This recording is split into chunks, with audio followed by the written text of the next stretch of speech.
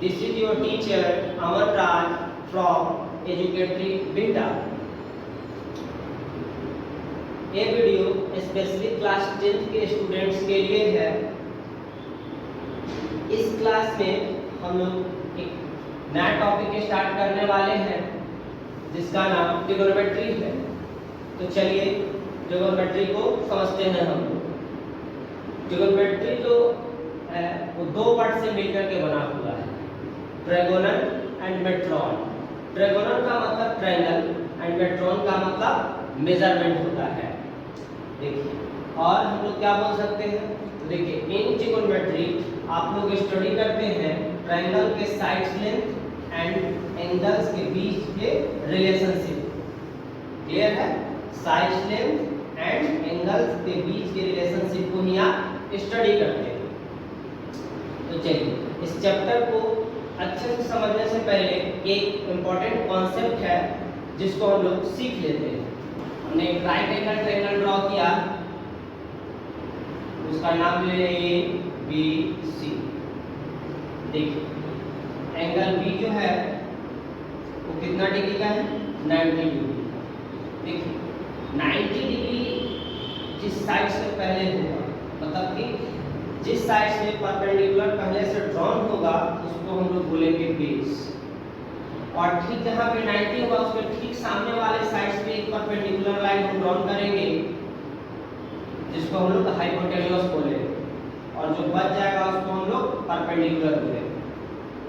तो देखिए Pythagoras relation के according h square is equal to p square plus b square हम लोग लिख सकते हैं। तो जब h square is equal to p square plus b square लिख सकते हैं तो p square is equal to लिख सकते हैं h square minus b square, b square लिख सकते हैं h square minus p square. तो ये तो क्लियर होगा। अब इससे रिलेटेड कुछ हम लोग क्वेश्चन कर लेते हैं ताकि कॉन्सेप्ट क्लियर हो जाए। देखिए एक राइट एंगल ट्रायंगल दिया हुआ है,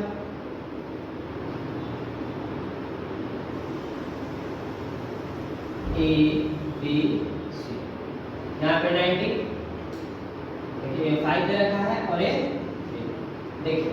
तो जो जो पहले दिया है उसको आप लोग लिख लेंगे और जो नहीं दिया गया है उसको फाइंड आउट कर लेंगे। तो इस फिगर में देखिए परपेंडिकुलर यहाँ पे 90 डिग्री है, 90 डिग्री के ठीक सामने वाला साइड किस चीज के नाम से जाना जाता है, हाइपोटेन्यूज के नाम से। तो हाइपोटेन्यूज क्या हो गया, 5। पहले से परपेंडिकुलर लाइन कौन से साइड पर ड्रॉन था, तो BC पे। तो BC कितना है, 3। तो क्या हो गया, 20, 3 हो गया। तो बच क्या गया, परपेंडिकुलर। तो परपेंडिकुलर को तो आप लोग निकाल ही सकते हैं ना। परपेंडिकुलर का फार्मूला क्या होता है, h square minus b square. तो h कितना है आपका, 5 का स्क्वायर, परपेंडिकुलर बेस आपका 3 हो गया तो 3 का स्क्वायर। तो 25 माइनस 9 कितना हो गया, रूट अंडर 16 कितना हो जाएगा, 4। ये तो क्लियर होगा। चलिए इससे रिलेटेड एक दो और क्वेश्चन कर लेते हैं हम लोग।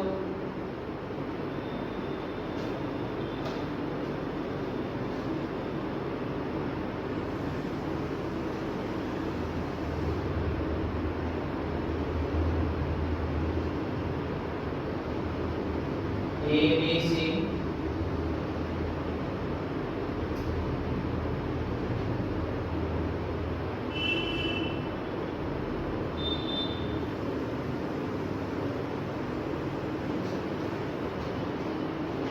देखिए स्टूडेंट्स इस वाले फिगर में आप लोग देखेंगे तो यहाँ पे 4 दे रखा है और यहाँ पे 3। तो सबसे पहले जो जो दिया है उसको लिख लेते हैं हम लोग। देखिए 90 यहाँ है तो 90 के ठीक सामने आपका हाइपोटेन्यूज हो गया तो 4 है ना। 90 जिसपे पहले से होता है, जिस साइड पे परपेंडिकुलर पहले से ड्रॉन होता है उसको क्या हम लोग बोलते हैं, बेस। तो बेस तो नहीं दिया है तो बच गया p। तो p आपका दे रखा है कितना, 3। तो बेस नहीं दिया तो बेस आपको कैलकुलेट कर सकते हैं ना, h square minus p square. तो h कितना हो गया आपका, 4 स्क्वायर माइनस 3 स्क्वायर, 16 माइनस कितना आ गया, रूट अंडर 7। तो ये तो क्लियर होगा। इस वाले फिगर की बात करें तो 90 यहाँ है, 90 के ठीक सामने परपेंडिकुलर हाइपोटेन्यूज। तो हाइपोटेन्यूज कितना, देखिए एक क्वेश्चन आपका सही है या गलत। देखिए हर केस में परपेंडिकुलर और बेस से बड़ा होगा हाइपोटेन्यूज, लेकिन इस वाले केस में देखें बेस बड़ा हो जा रहा है किससे, हाइपोटेन्यूज से। तो ऐसा क्वेश्चन गलत होगा। क्लियर है, हर केस में परपेंडिकुलर और बेस दोनों से बड़ा होना चाहिए कौन, हाइपोटेन्यूज। और जिस केस में अगर परपेंडिकुलर या बेस से छोटा होता है हाइपोटेन्यूज, उस केस में क्वेश्चन आपका गलत होगा। आगे पढ़ना है आपको ट्रिग्नोमेट्रिक रेशियो।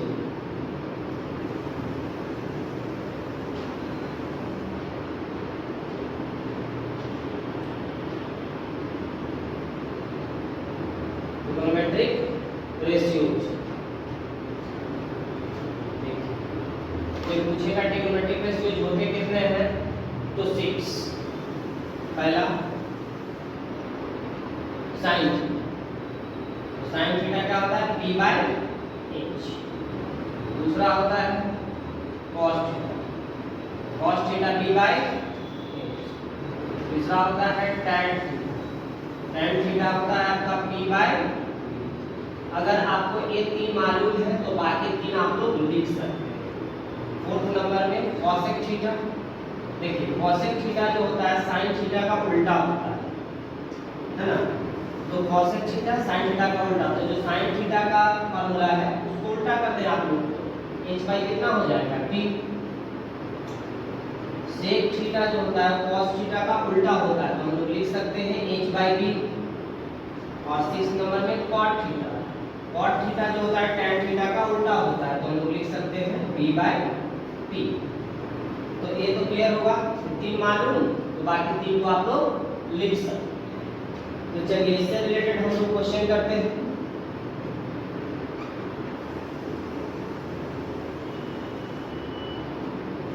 ये हो गया b a90 और यहाँ पे आपका थीटा भी नहीं दे रखा, छोड़ो बाद में इस तरह का क्वेश्चन होगा। देखिए यहाँ पे दिया हुआ है 5 और एक रखा है 3। तो देखिए इस फिगर में सबसे पहले जो नहीं दिया गया है तो सबसे पहले उसको आप लोग निकाल लीजिए। तो देखिए इस फिगर में 90 है तो 90 के ठीक सामने हाइपोटेन्यूज, तो 5 हो गया, b आपका हो गया 3। तो परपेंडिकुलर कितना हो जाएगा, root under 5 square minus 3 square, तो 25 माइनस 9 कितना हो जाएगा, रूट अंडर 16 4 हो जाएगा। मतलब ये कितना हो गया, 4। तो आपको इंच मालूम, b मालूम और क्या मालूम चल गया, p। तीनों चीज आपको मालूम है, तो बाकी आप लोग 6/6 ट्रिग्नोमेट्रिक रेशियोज निकाल सकते हैं। देखिए कैसे, पहला साइन का फार्मूला होता है p/h, तो p कितना है, 4, h कितना, 5। क्लियर है। दूसरा cos थीटा b/h, तो b कितना, 3, h कितना, 5। tan थीटा, tan थीटा का फार्मूला होता है p/b, तो p कितना, b कितना। अब देखिए साइन थीटा का उल्टा कौन होता है, sine theta cosec theta, cosec theta किसका उल्टा होता है, साइन थीटा का। अगर फार्मूला से लिखें तो भी सही है, अगर डायरेक्ट लिखना चाहे तो भी सही होगा। देखिए फार्मूला क्या होता है, h/p होता है। अब आप लोग देखिए साइन थीटा का फार्मूला, साइन थीटा जो होता है उसका फार्मूला p/h होता है, और cosec थीटा का फार्मूला क्या होता है, h/p। मतलब जो साइन का वैल्यू आया है उसी को उल्टा करते तो किसका वैल्यू मिलेगा, cosec थीटा का। तो यहाँ पे हो जाएगा 5/4। sec थीटा क्या होता है फार्मूला, तो h/b, तो कितना हो जाएगा 5/3। जो cos थीटा का वैल्यू आया था उसी को उल्टा कर देंगे तो किसका वैल्यू मिलेगा, sec थीटा का। cot थीटा, जो tan थीटा का वैल्यू आया उसी को उल्टा कर दें आप लोग तो क्या मिलेगा, cot थीटा। 3/, कितना होगा, तो ये तो क्लियर होगा। इससे रिलेटेड और भी हम क्वेश्चन करते हैं। sin theta is equal to 3/4 अगर दिया हुआ है तो बाकी 5 ट्रिग्नोमेट्रिक रेशियोज को आपको निकालना है। अगर sin theta is equal to 3/4 दिया हुआ है तो बचा हुआ 5 ट्रिग्नोमेट्रिक रेशियोज को आपको फाइंड आउट करना है। देखिए कैसे, we know that sin theta is equal to p/h।